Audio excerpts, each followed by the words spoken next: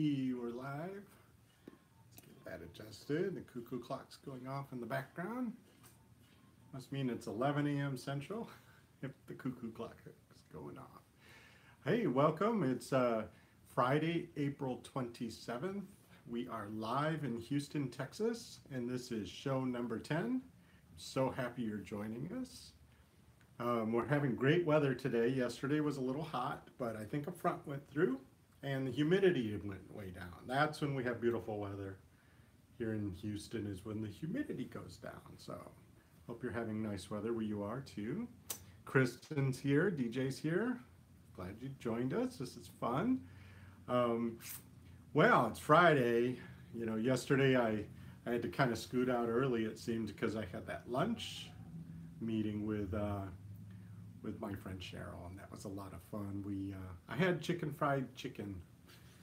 It was so good. I meant to take a picture so I could share it, but I just couldn't stop eating. Hi, KB, welcome.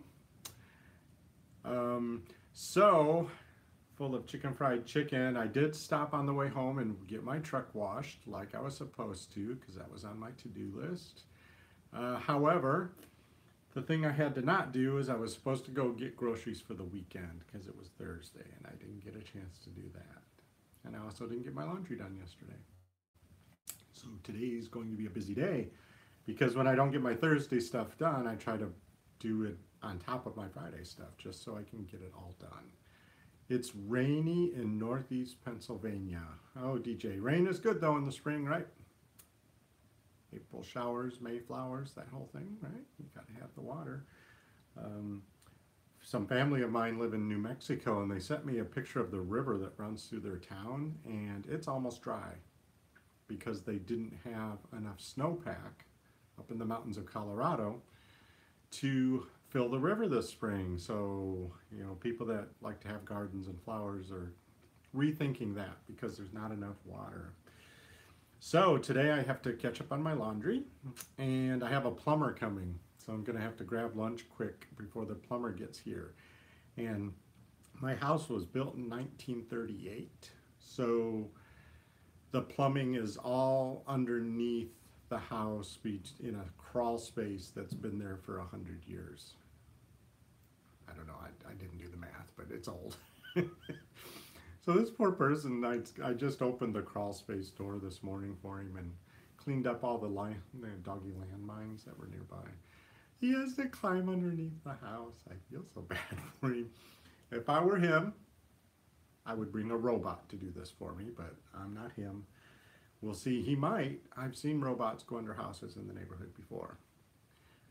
Kristen said she got a hand-me-down air fryer. Oh my goodness, a friend of mine has an air fryer here in Houston, and she absolutely loves it because fried food without all the added grease. Oh, it's such a great idea. Kristen, please let us know how it goes for you if you really love it. I know my friend here in Houston does, so I'd like to get a second opinion.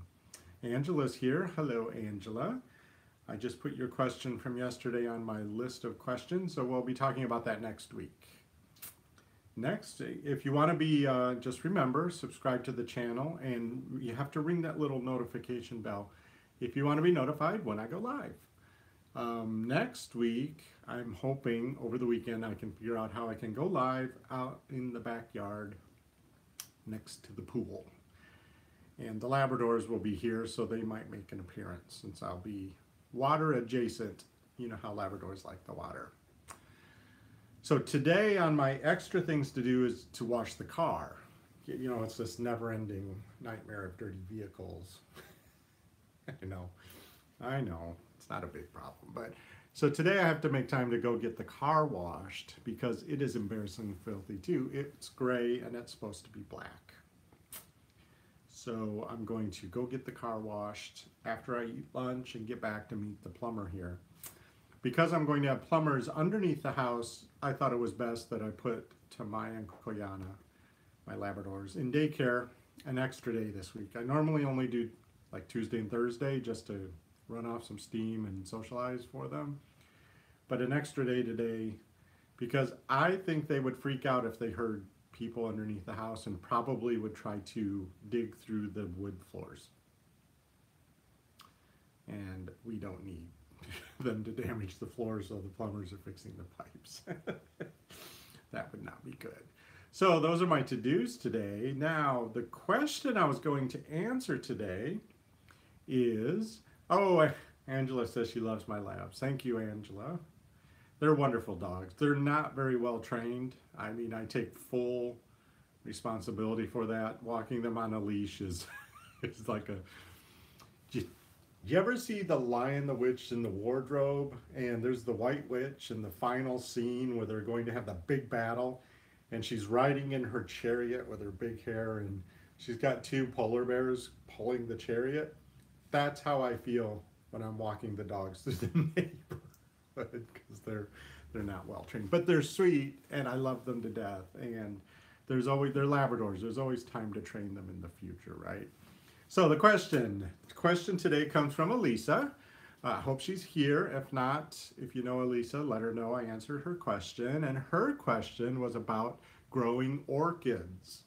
Now, I've had very good luck with orchids, and I've also massacred a lot of orchids. And I've learned a few things over the years, and I'd like to share that with you. So with orchids, the main thing is you need to have a lot of good drainage.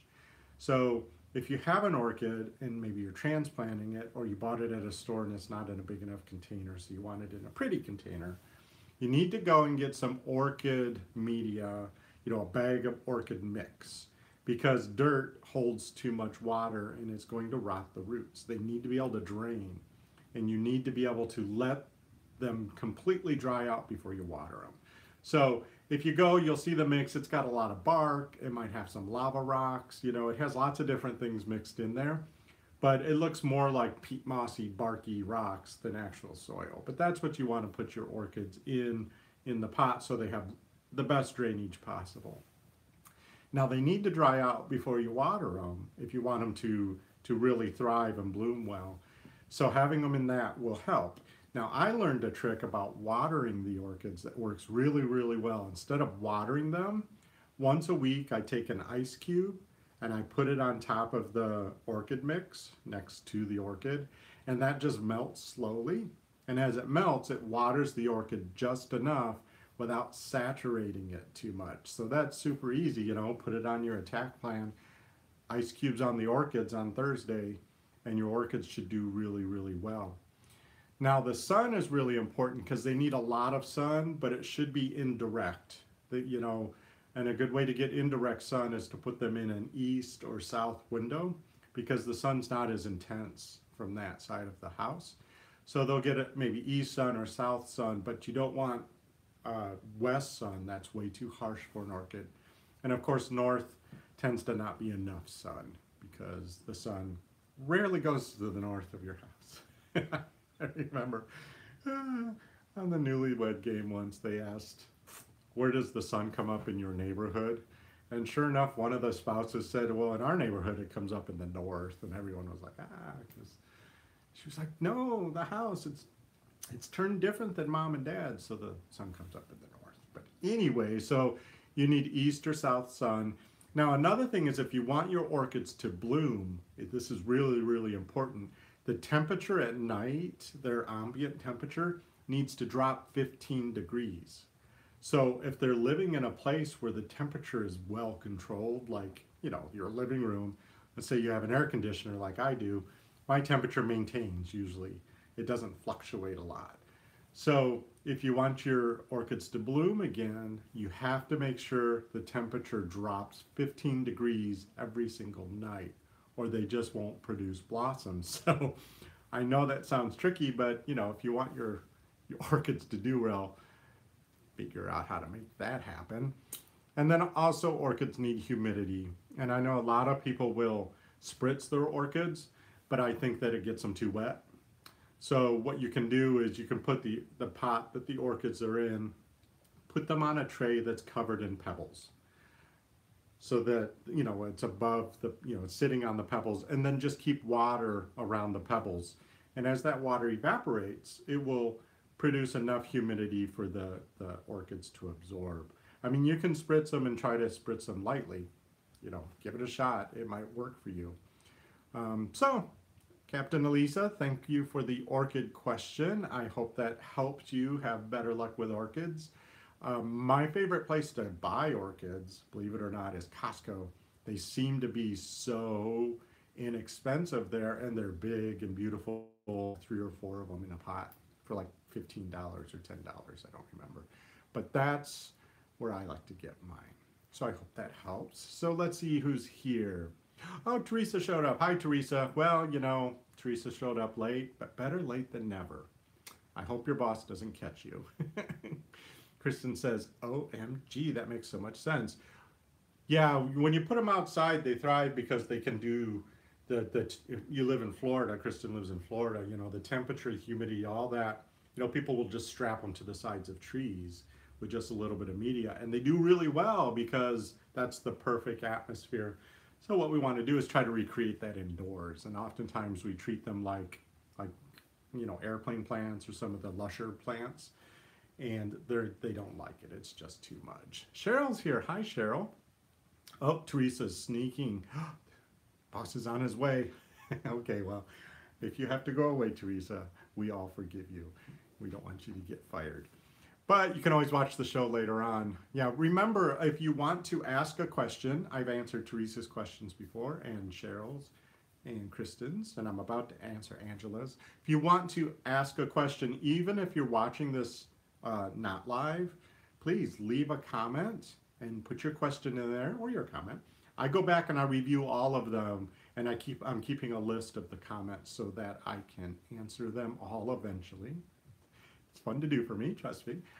Okay, so, wow, that's the attack plan: car wash, groceries, plumber, and orchids.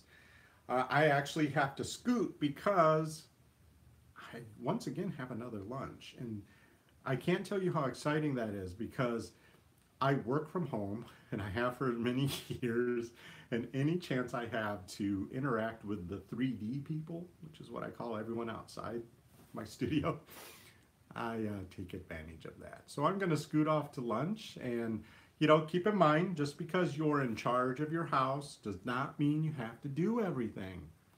Automate and delegate whenever possible. There's a link in the show description to a blog post that talks about the different things you can automate and delegate.